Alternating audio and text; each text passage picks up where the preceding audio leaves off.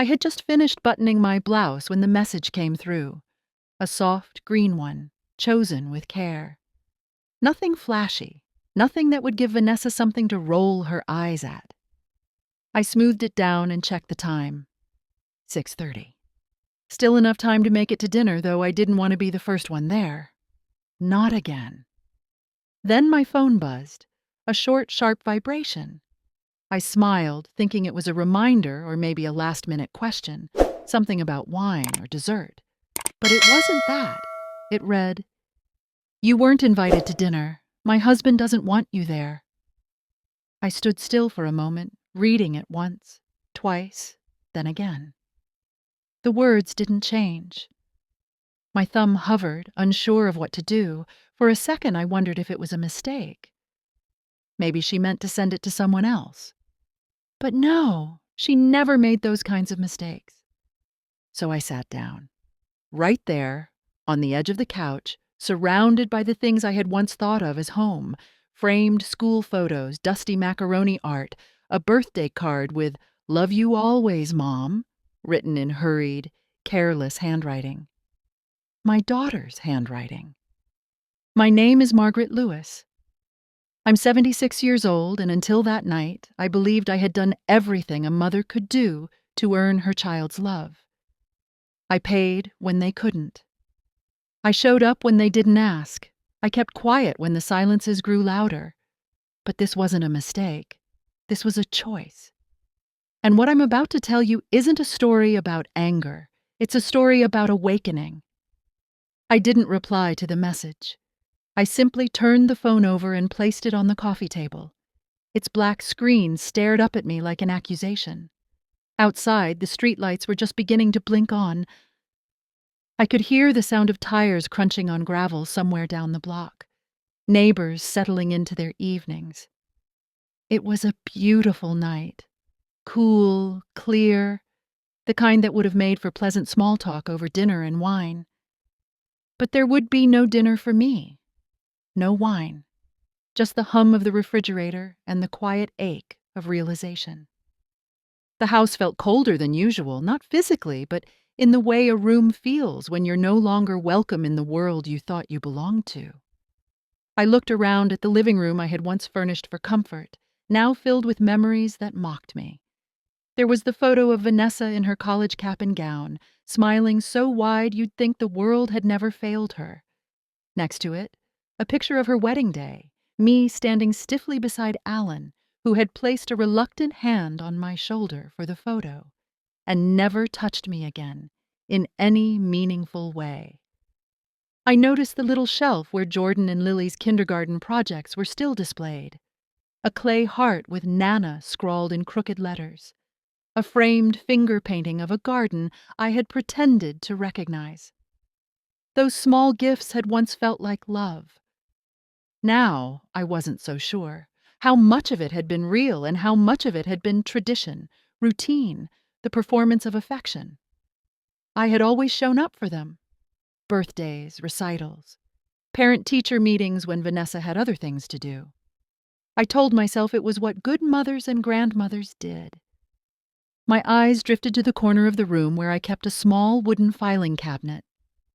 Second drawer from the top, back of the row, was a manila folder labeled Vanessa. I hadn't planned it to be some kind of record. It started innocently enough, a receipt here, a copy of a check there. But over time, it grew. Mortgage statements, invoices from the landscaping business, a tuition bill for Jordan's private school. I kept it all because I believed one day it might matter. That maybe she'd see the ledger of love I had drawn up in her name and feel something close to gratitude. Instead, I had a 6-word text and an empty evening. I reached for the knitted throw on the arm of the couch and pulled it over my legs. It still smelled faintly of lavender, a scent I used to calm myself when the days felt heavy. Tonight, it was the only comfort I had. I wasn't going to cry, not yet. The tears would come, but not out of shock, out of clarity. I wasn't excluded by accident. I was deliberately cut out, and somewhere in that silence, something inside me began to shift. The next morning I moved slower than usual. My limbs felt heavy, like they remembered what my heart hadn't yet processed. I poured a cup of coffee and sat by the kitchen window, the one that faced the backyard I used to imagine filled with my grandchildren's laughter. I stared at the hedges, the ones Alan had once promised to trim and never did, and found myself wondering when I started mistaking silence for peace. Memories came in quiet waves, not loud or jarring, but steady and unwelcome. I remembered the first time I noticed Vanessa pulling away. It wasn't dramatic, just a delayed return of a phone call, a missed birthday lunch that became a pattern. When I asked if something was wrong, she smiled and said she was busy. New job, the kids, stress. I believed her. I wanted to believe her. Mothers are trained to make excuses for their children long before they learn to speak. Alan had always been difficult to read, polite, but distant. He never liked when I visited unannounced, so I stopped doing that. He bristled when I asked questions about his work or their finances, so I learned to ask less. He never said he didn't want me around, not in words. But now I wonder how many of his glances or clipped responses were quietly asking me to leave, and how many times Vanessa translated them into cold behavior of her own. I thought about the Thanksgiving 5 years ago when I brought over a homemade pie, and Alan accidentally left it on top of the dishwasher, still boxed. It was never served. Later, I found it in the trash untouched. Vanessa said it must have been a mistake, that things had been hectic, but her eyes never met mine when she said it. And the Christmas when I gifted them an envelope with the first payment toward their mortgage. They had just moved into the lakefront house they couldn't quite afford, and I knew it was a stretch. Vanessa looked at the check and said thank you, but she didn't hug me. She handed the envelope to Alan, who pocketed it with a nod. That was it. No warmth, no shared joy, just the quiet absorption of help, like I was fulfilling an obligation instead of offering a gift. Over time, it became easier to justify their distance than to face what it really was. I told myself they were stressed, tired, doing their best. I filled in the gaps with good intentions that were never spoken. I convinced myself that love didn't need to look the way I wanted it to, as long as it was still there. But yesterday's message stripped away every last excuse. It didn't leave room for interpretation or hope. It was blunt, final, and utterly honest. Alan didn't want me there, and Vanessa agreed. That was the truth. No longer hidden beneath polite smiles or awkward silences. It was finally out in the open. It was almost lunchtime when I finally stood up and walked to the filing cabinet. I hadn't touched it in months. The drawers stuck a little from humidity, but the weight of habit guided my hand to the second one from the top. I slid it open and reached for the folder at the back, its tab marked with my daughter's name in faded ink. Vanessa. I stared at it for a moment, then carried it to the table like it was something sacred and fragile, though its contents were anything but. I never meant for it to be a ledger. It started with a copy of the check I wrote for their first down payment. That was in 2006. They had found the perfect house, but were short nearly $30,000. Vanessa had cried on the phone, not asking, but explaining, her voice trembling as she said they might lose it if they couldn't come up with the money in time. I wired the full amount the next morning and told her it was a gift. She never said thank you. Not really. Just a relieved sigh and a distracted, "You saved us." At the time, that felt like enough. I flipped through the folder slowly. A printout of the tuition bill for Jordan's first year at the private academy, $6,000 due in quarterly payments. Vanessa said public school was too rough, that Jordan was sensitive, and Alan's work had been slow. So I paid it every term without a word. There were more receipts: new tires for Vanessa's car, $600, roof repairs after a storm, $2,800, emergency dental work for Alan when his insurance lapsed, $900. Each one carefully paper-clipped, some with little notes in my handwriting, just so I could keep track. Then came the loan agreement. $25,000 co-signed by me for Alan's landscaping business. It was supposed to be a temporary boost while they got through a rough patch. I had asked if they needed help drafting a business plan or managing the books, but Alan waved it off, said he had it under control. The business folded 18 months later. I never brought it up again. As I turned the pages, I felt something deep in my chest, not quite anger, but something heavier, a realization. Each piece of paper wasn't just proof of my financial help. It was a map of all the ways I had tried to stay close, to stay useful, to remain necessary. I had been offering my hand again and again, and instead of being held, it was taken and taken, until there was nothing left to offer that hadn't already been silently expected. I closed the folder and rested both hands on it. The room was still, and so was I. The evidence was all there, not for anyone else to see, not for revenge, just for me.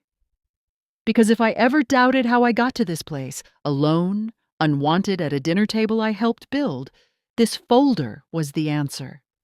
The decision didn't come with fury or fanfare. It settled on me like morning light, soft, but impossible to ignore. By the time the sun had shifted past the kitchen window and the coffee had long gone cold, I knew what I had to do. Not out of spite, but out of necessity. There comes a moment when self-preservation stops looking like selfishness and starts looking like survival. I retrieved the small notepad I kept by the landline and made a list. It wasn't long, but it was specific. I listed every automatic payment, every monthly debit, every financial thread that still connected me to Vanessa and Alan's lives. The mortgage top-up that helped them stay current. The 2 spa memberships billed to my card because Vanessa said the treatments helped with her anxiety. The grocery delivery service I had added for them when Vanessa got sick last year, a service that somehow never got removed. I sat at the desk and made the first call to the credit union. The woman on the other end greeted me by name. She had a gentle voice, the kind I imagine belonged to someone with a tidy desk and a favorite pen. I confirmed my identity, gave the account numbers, and asked her to suspend the transfers to the mortgage account listed under Vanessa's address. She paused. I could hear the typing stop for a brief moment, then resume. "Would you like to cancel or just suspend temporarily?" she asked. I told her as evenly as I could, permanently. And please make a note that no further authorizations are to be accepted under that co-signature. The rest followed easily. I called the bank that handled the business credit line I had co-signed for Alan and requested a review. The account had been closed since the business folded, but my name was still on the dormant guarantee. I made sure that ended too. Then came the smaller things, the delivery services, the monthly auto-renewal for their streaming subscriptions that somehow ended up on my card. Each one was canceled with the calm finality of someone crossing a bridge she no longer planned to return over. It was strange how quiet the house felt afterward, as if my decision had swept the rooms clean. There was no relief. Not yet. Just a stillness. Like I had released something I didn't realize I had been holding on to for years. Guilt? Obligation? A worn-out script of what a mother is supposed to do. I opened the back door and stepped outside. The late afternoon air was cool against my skin, and I noticed the first signs of autumn in the trees. Golden edges, brittle leaves curling inward. Nature knew how to let go when the season called for it. I breathed in deeply and looked up at the sky, not for answers, but for space. That was what I had just created. Not revenge, not punishment, just space, for something new to begin. The message came just after 8 that evening. I was folding laundry, not because there was much to do, but because my hands needed something to hold. The house was quiet, the kind of quiet that can feel like a weight if you let it settle too deep. The text came from Lily. "Hi, Nana. Mom said you weren't feeling well. Are you okay?" For a moment, I just stared at the screen. My fingers hovered over the keypad, but nothing came out right away.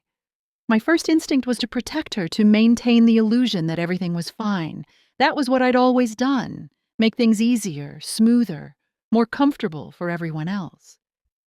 But Lily wasn't a child anymore. She was 16, sharp-eyed and sensitive, the kind of girl who always knew when someone was lying. She deserved the truth, or at least enough of it to know I hadn't abandoned the dinner table. I typed back slowly. "I'm okay, sweetheart. I wasn't invited. I only found out an hour before." Her response came almost immediately. "What? Why? I thought they wanted everyone there." I felt a strange ache in my chest, part grief, part validation. At least someone else was confused. Someone else had expected me to be there. I typed, "Alan didn't want me there. Your mom sent me a message." There was a long pause. The screen stayed empty for a full minute. Then another message popped up. "That's not what they told me. They said you were tired, that you wanted to stay home." I sat down slowly on the edge of the bed, the laundry forgotten. The lie wasn't just about exclusion now. It was a rewriting of the narrative, a subtle erasure of my presence, even in absence. It wasn't enough for me to be unwanted. I had to be made invisible. "I would never choose to miss seeing you," I wrote. I had my shoes on. I was ready to go. Then I got the message. Another pause, then came a final reply. "I'm so sorry, Nana. I don't understand them." Neither did I. Not fully. But I no longer needed to. The decisions had been made without me, and I was no longer interested in pretending I could soften them with understanding or patience. I told Lily that I loved her and would call her the next day. She responded with a heart, and I felt a quiet warmth beneath the hurt. Not everything was gone. Not every connection had frayed. After the messages, I sat still in the dim light of my bedroom, surrounded by folded sheets and silence. My phone rested beside me like a stone. I wasn't crying. I wasn't shaking. I was steady. And in that steadiness came a thought that surprised me. Not all endings had to be loud. Some happened in a sentence, in a decision, in a lie told to a child about the grandmother who had given more than anyone noticed. I called Mr. Danner the following Monday. He had handled my will and estate paperwork ever since Henry passed. A quiet man, always respectful, never rushed, with a voice that carried the kind of calm I needed. I told him I needed to make changes, and he didn't ask why. He offered me the earliest appointment and said he'd have the documents ready to review. When I arrived, his office smelled faintly of lemon oil and old paper. The leather chairs hadn't changed since the last time I was there, and the stack of legal journals on the corner table was still perfectly aligned. Mr. Danner greeted me like an old friend. He didn't comment on my appearance or ask unnecessary questions. He simply motioned for me to sit and opened the folder in front of him. I had already decided what I wanted. The power of attorney that had once named Vanessa as my primary agent was to be revoked immediately. I had written it years ago, assuming she would act with my best interests in mind if the time came. Now I knew better. I asked Mr. Danner to remove her name from every document that gave her access to any part of my estate, finances, or medical decisions. He nodded as he wrote. Then I told him about the changes to the will. I no longer wanted the estate split evenly between Vanessa and my grandchildren. Everything that remained, aside from modest gifts to a few charities and close friends, would go directly to Lily, the girl who had seen me, who had asked, who had cared enough to send a message when the adults around her had chosen silence. Mr. Danner raised his eyes for a moment, just briefly. He didn't question the choice. Instead, he adjusted his glasses and said, "It will be done, Margaret. I'll make sure it's clear and airtight." I signed the document slowly, each stroke of the pen both final and freeing. The papers didn't carry bitterness. They carried intention. For years, I had organized my life around the belief that I needed to take care of others in order to be valuable. But this was different. This was about peace. about boundaries, about honoring the part of me that still hoped for kindness, but no longer depended on it. As I left the office, the sky was overcast, the wind tugged gently at my coat, and I let it. I didn't feel powerful, not exactly, but I felt grounded. That was something. On the way home, I stopped by the florist and bought a small bouquet of tulips. Lily had always loved them, said they reminded her of stories we used to read together. I made a note to send her a card, not about the will, not about Vanessa. Just a small note to tell her I was thinking of her, that I missed her, and that sometimes the smallest acts of kindness live longest in our hearts. The first sign that something had shifted came less than 2 weeks later.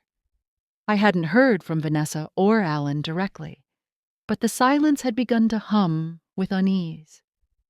When people are used to you saying yes, your silence starts to sound like rebellion, and apparently, my silence was finally being noticed. I got a call from the spa where Vanessa and Lily used to go every month. The receptionist, a young woman with a careful voice, asked if I was aware that the most recent payment hadn't gone through. I told her it was intentional, thanked her for the call, and hung up before she could apologize. I imagined the moment Vanessa found out, her confusion turning quickly to irritation. No explanation, no warning. Just a closed door where an open one had always been. A few days later, a message arrived from Alan. It was short and overly polite, clearly typed with teeth clenched. He asked if I had perhaps forgotten to reauthorize the mortgage assistance. He said the payment hadn't cleared, and it was causing issues with their lender. There was no greeting, no warmth, just a thin veil of civility wrapped around a demand. I read the message 3 times before replying. I kept it simple. That support has ended. Please adjust your records accordingly. There was no response. But the ripple had started. I heard through Helen, a neighbor of theirs, who still volunteered at church with me, that Vanessa had been asking around about unexpected financial changes. She didn't name me, of course, but Helen said it was clear who she meant. She'd been upset, even rattled. Apparently, Alan's job hadn't been steady for months, and they had been leaning harder on the support I provided than I ever realized. I hadn't meant to pull the rug out from under them, at least not cruelly. I simply stepped off the stage I had stood on too long, and now, without my presence, my invisible, sustaining presence, they were struggling to find their balance. I didn't gloat. I didn't feel triumph. I felt the echo of years I'd spent trying to hold things together for them, only to be cast aside when my presence became inconvenient. This wasn't justice. It was simply the truth playing out in real time. I kept my days busy. I walked in the mornings, read in the afternoons, and began sorting through boxes in the attic I hadn't touched since Henry died. There was something cleansing in it. The act of letting go. I donated old clothes, repurposed shelves, and made room for things that actually belonged to me.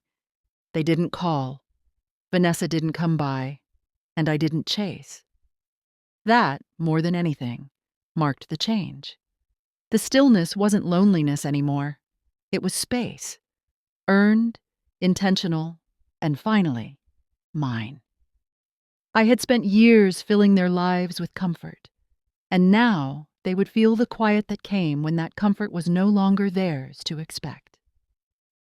With the noise of obligation quieted, my days began to feel like open pages again. At first, I wasn't sure what to do with them. I had grown so used to living in the margins of someone else's story that when my own calendar cleared, it felt unfamiliar, almost suspicious. But slowly, I started filling it with things that asked nothing from me in return.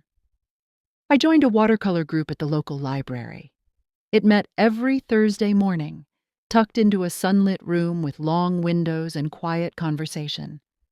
I hadn't painted in years, not since Henry was alive and we'd taken that trip to the coast where I tried to capture the light on the water. I was never very good, but that never mattered to him. He used to say the effort was its own kind of beauty. The first time I dipped the brush into the water, I felt my hand hesitate, but it didn't take long before I was lost in color again. Blues bled into greens, shadows softened. There was something healing about watching shapes appear where there had been only blank space. I also began going to the Saturday farmers market again, something I had stopped doing when Vanessa made a snide comment about my overpriced apples.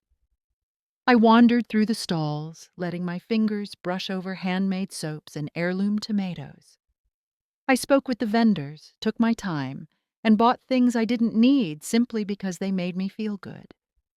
A jar of lavender honey, a small ceramic dish painted with foxes. It felt indulgent in the best way. Old friends, some I hadn't seen in years, began to reappear. Word travels fast in small towns, especially when family drama sits close to the surface. But no one asked questions. They just welcomed me. Helen invited me for tea, and we sat on her porch talking about the years we lost to busyness and children who grew away from us. Mary from my church group brought over a basket of scones and said, simply, "I'm glad you're taking care of yourself." That was all. No gossip, no pity, just kindness. Evenings became something I looked forward to again. I lit candles, played soft music, and let the house become a space for me, not a waiting room for visits that never came. I wrote postcards to Lily even when I didn't expect a reply right away. I told her about the painting group, sent her a photo of my messy first attempt, and said I was learning not to be so hard on myself. She replied 3 days later saying she loved it and that she was proud of me. Proud. That word clung to me longer than I expected. There was no dramatic transformation, just quiet shifts. I was no longer trying to prove my worth through sacrifice. I was beginning, gently and with care, to simply exist for myself. And for the first time in a very long while, that felt like enough. The idea came to me one morning as I stood at the sink rinsing out my tea mug. The window above the sink framed the backyard perfectly, where the last of the autumn leaves were giving up their hold on the trees. There was something final and beautiful about it, like a curtain call no one tried to stop. I looked out at the fading color and thought of Henry. Years ago, before the children, before the mortgage payments and emergencies and long nights waiting up for Vanessa, Henry and I made a list. We called it our someday list. It lived inside a notebook we kept in the top drawer of the nightstand. We wrote things like, "See the cherry blossoms in Kyoto," and "Eat fresh bread in Provence." They were dreams we promised each other for later, for when things settled, when life got easier. Most of the list went untouched. Life got full. Not unkind, just crowded with duty and sacrifice. Then Henry got sick, and by the time we remembered the notebook, it was too late for him to travel. I buried it with him, along with so many quiet wishes. But that morning, as I stared out into the wind and thought about how much had changed, I remembered one entry that was mine alone. Visit the south of France. We had underlined it twice. I pulled out my laptop and searched for flights. It felt strange, even scandalous, to plan something just for myself. For so long, every dollar I spent was calculated against someone else's need. But this time, there was no one to consult, no one to placate. I clicked confirm and felt my hands tremble. I packed light. A few dresses, a journal, a guidebook still creased from years ago. The flight was long and my knees ached, but when I stepped off the plane and into the sunlight of Nice, I felt a warmth that hadn't touched me in years. I walked slowly through the markets, bought warm baguettes from street vendors, and sat for hours in quiet cafes. I didn't try to see everything. I didn't rush. I let the days unfold on their own terms. One afternoon, I found a bench facing the sea, and I stayed there until the sun dipped into the water. I thought of Henry then. I imagined him beside me, our fingers interlaced. I whispered to him that I made it. Not out of guilt, not out of grief, just out of love. I took a photo and sent it to Lily. "Crossed one off the list," I wrote. She sent back 3 heart emojis and asked if she could come with me next time. I smiled. Keeping that promise wasn't about travel. It was about memory, about honoring a version of myself that had waited patiently behind everyone else's needs. And now, she was finally walking freely beneath a southern sky, just like she had always hoped.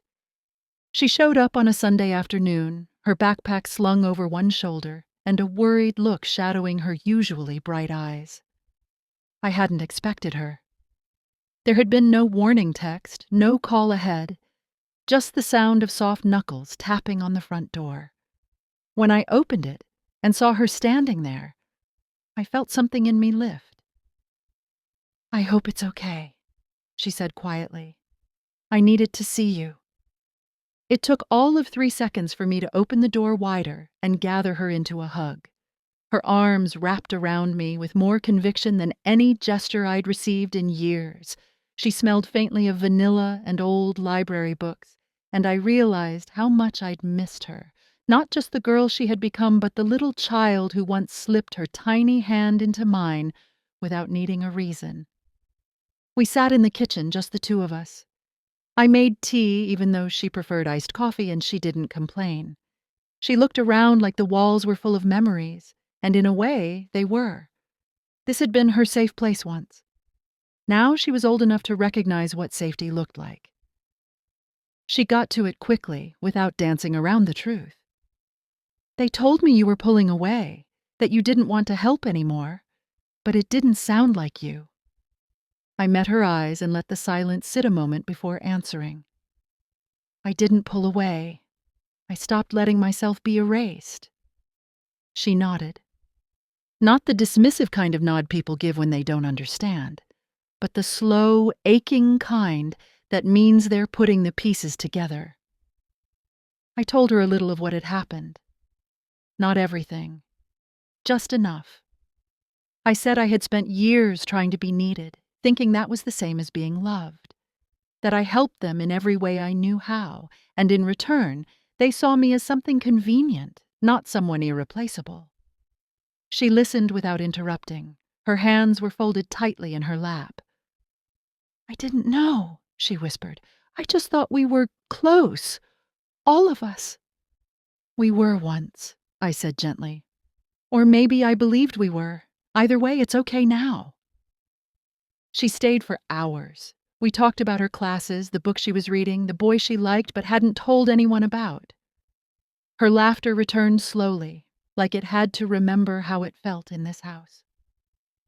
Before she left, she reached into her bag and pulled out a small sketchbook. "I drew this after you sent that picture from France." The page showed a woman sitting on a bench by the water, the sea behind her vast and soft. I recognized the coat. It was me. I didn't cry then. I waited until after she left, when the door closed and her footsteps faded. Then I sat with the drawing in my lap, feeling seen in a way that no document or bank statement had ever managed to do. It was late afternoon when I saw her car pull into the driveway. A silver SUV, the one they bought 2 summers ago after I helped cover the final payment. I watched from the living room window without moving. Vanessa stepped out, wearing a thick cardigan and sunglasses despite the overcast sky. She stood by the door for a few seconds, as if uncertain whether to knock or leave. Eventually, she rang the bell. I opened the door and waited. She removed her sunglasses slowly and said, "Hi, Mom." Her voice had the same rhythm I remembered, but it carried something else now, strain, maybe even fear. I stepped aside and let her in without a word. She looked around like the house had changed, though it hadn't. She walked toward the kitchen but didn't sit. "I thought we should talk," she said, not meeting my eyes. I nodded and gestured toward the table. We sat across from each other, hands resting separately, the space between us filled with years neither of us could summarize easily. She fidgeted with a ring on her finger, twisting it back and forth. "I didn't know Alan sent that message," she began. "Not like that. I mean, I knew he was upset about something, but I didn't tell him to send it. I didn't agree with how he said it." I listened. Her words were tangled, careful, designed to sound like an explanation without becoming a confession. I heard the subtle emphasis, the quiet distancing from responsibility. But I said nothing. Sometimes silence speaks louder than correction. She sighed and looked down. Things have been hard lately. With money, with him, we weren't thinking straight. I nodded again, just once. Still, I didn't speak. Then she said, I just thought maybe we could start fresh. Forget the misunderstandings. Go back to the way things were. There it was. The request that came dressed in reconciliation but carried the weight of convenience. To start fresh meant resetting the board in her favor, pretending the pain didn't happen, that I could simply re-enter the old script without memory. I folded my hands in my lap and finally said, I'm not angry, Vanessa. I'm just done trying to be what I never was to you. Her mouth opened slightly like she wanted to argue, but no words came. She closed it and looked down again. I didn't fill the space with comfort. I'll always care about you, I continued. But I need peace more than I need permission to be in your life. She nodded slowly, eyes glassy, but she didn't cry. She stood, adjusted her sleeve, and murmured, Okay, I'll go. I walked her to the door. She turned once before leaving as if expecting something else, something softer. I gave her a small nod, polite and calm. She walked to her car, started it, and drove away. I closed the door and leaned against it for a moment. I didn't feel empty. I felt settled. Because sometimes an apology is not enough. Sometimes clarity is all we're ever owed. It took time for the quiet to feel like comfort again. At first, the house felt heavier after Vanessa's visit, as if her presence had stirred the dust of old hopes. I moved through the rooms slowly, touching objects that once held meaning. Photographs, little keepsakes, the sweater she gave me 3 Christmases ago that still hung at the back of my closet, unworn, but never thrown out. I left it there, not because I hoped she'd return, but because it didn't matter anymore. I no longer needed to edit my surroundings to match someone else's approval. I had done that for years, folded myself into smaller versions, adjusted my words, bit back my truth in exchange for peace that never quite came. I thought that was love. I thought endurance was proof of loyalty. But love without respect is just performance, and endurance without reciprocity is quiet self-erasure. Now, the silence felt different. It was no longer waiting. It was choosing. I no longer checked my phone hoping for a text from her. I no longer wondered if I had said too much or too little. I no longer rehearsed conversations in my head, imagining how I could explain myself better. The truth was, I had explained myself enough. I had offered enough. I had given enough. That word, enough, held more weight now than it ever had before, not in anger, not in bitterness, but in recognition. I had been enough. I had done enough, and I did not need to give more of myself to people who only ever came closer when they needed something. I began spending more time on the back porch in the evenings, wrapped in the old quilt Henry and I used to take on picnics. I watched the trees shift with the wind and let the cool air press against my skin. The quiet moments became sacred. I read books slowly, took baths without rushing, and let meals be simple and for myself. I didn't cook extra in hopes that someone might stop by. Lily called more often. Not every day, but enough that I felt the thread between us was strong and gently held. She never pushed me to talk about her mother. She asked about my painting, my new favorite tea, the flowers I had planted last spring. When she laughed, it was real. And when she said, I love you, it was always first, without hesitation.